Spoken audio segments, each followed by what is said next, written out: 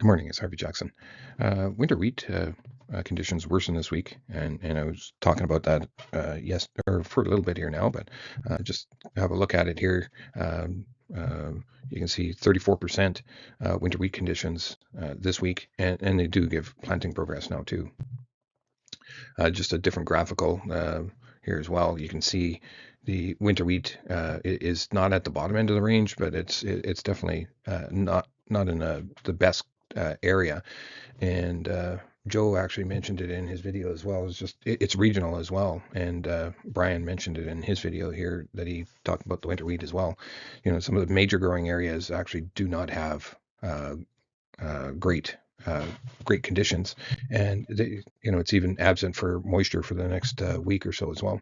Here's some conditions, or I'm going to say the plant or the harvest progress. Just shy of 86% in South America. Um, uh, the, just here you got U.S. Iran and may resume talks this week despite port blockade. Both sides return to Pakistan by week's end is the expectation. Oil prices fall below $100 barrel, and Trump says Iranians want to make a deal, of course, but he's been saying a lot and not a whole lot of action. It reminds me of the Canadian politician there too. Uh, So just the economies are under pressure, and here we're just talking about the G7 government debt is the main focus here, and jump in borrowing costs, and you can see listing all G7 and their 10-year government bonds, and they're all pointing upwards here. And here's your debt ratio, or debt to GDP ratio, and it does appear that Canada might be going down. But what I want to point out is just how Germany is definitely a lot lower than any other country, and you'll see that constantly through these here. So your interest payments as percent of your GDP is still quite high.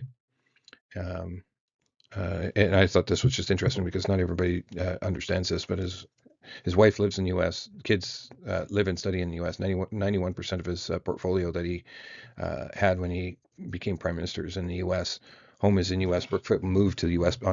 based on his recommendation, and yet he tells the Canadians we can't depend on America. Well, he lives there. He does everything there. So anyway, worried about frost here over the plains over this weekend, and as the plants get bigger and closer to maturity, here you can see the weather, the cold is basically just flowing in here, and you can see that there is some pretty substantial weather that's getting pushed in here and throughout the U.S. as well. And here's the absent moisture again for basically another week here. Just a quick look at the markets here. Canola is up $3.50 on the May, up 4.20 on July at 7.21, and November's trading exactly the same price as in November, so that spread is narrowed right to nothing, 721.60 as well. Rapeseed is down $2.75 a euro per metric ton at 499.75. Soybean oil is basically flat at 68.48. Palm oil is down 91 ringgits at 4,420. Crude oil, West Texas is below the $100 and below the $98 at 97.91, so down $1.17 per barrel. Diesel fuel is up 12 cents or 1.3 cents, sorry, at 3.66. Soybean is up $3 and a quarter, or 3 cents and a quarter at 11.65. Soybean meal is up as well. Minneapolis wheat is up 2.5 cents on the nearby and up 8.75 cents on the farther out at 6.68 and 6.27 on the nearby. Your other wheats are up 4 to 6. Corn is up a couple pennies, and the Canadian dollar is up again, defying the direction for the crude oil, it seems. So just a quick look at the market here. You can see the pullback and then kind of stabilized right here, right at the 50-day moving average and the 61.8 retracement value. Here's your just your front month or your July, and it didn't pull back near the same distance either, but it's basically, it almost looks like it's tracking somewhat downward here at the moment. And then your November, actually, on this last 5 trading sessions, it looks like it might be trying to get above some of those short-term moving average, your 10 and 20 day, or at least trading rate at those values anyway. Your European rapeseed caught in those between those medium term moving averages as well.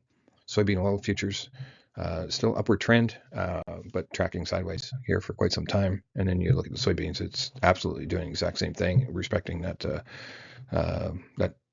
area of resistance and does not want to close above it. Your palm oil futures found its high a week and a half ago and retracing, moving towards this 50% retracement value. Here's your crude oil, West Texas, still upward movement, but last week's big moves and now we're kind of stabilizing again, but with higher lows there as well. There's 3 tankers that cross the Strait of Hormuz, I think with the U.S. Permission for sure. Your diesel fuel futures more flat than the and caught in the sideways range here as well, but with big differences between the top and bottom. Gasoline, same thing. Quick look at the Canadian dollar. This move up. There's elections going on. Carney does have his majority government without the full count in from the Quebec by-election. U.S. dollar going the opposite direction, but respecting that 100 index is for sure. When it gets there, it pulls back. Quick look at wheat, and we're going to look at different timelines here, but it does look like it's got some sort of support here. The hope is to get through that area, and the reason I say that is because if we get through that area, then we can retest that area of valuation. Here's your November or your December contract, and we got very close to that range of $7 for that futures only kind of a contract, and I'm pushing that for later in the fall so that we can potentially get better basis posted out there.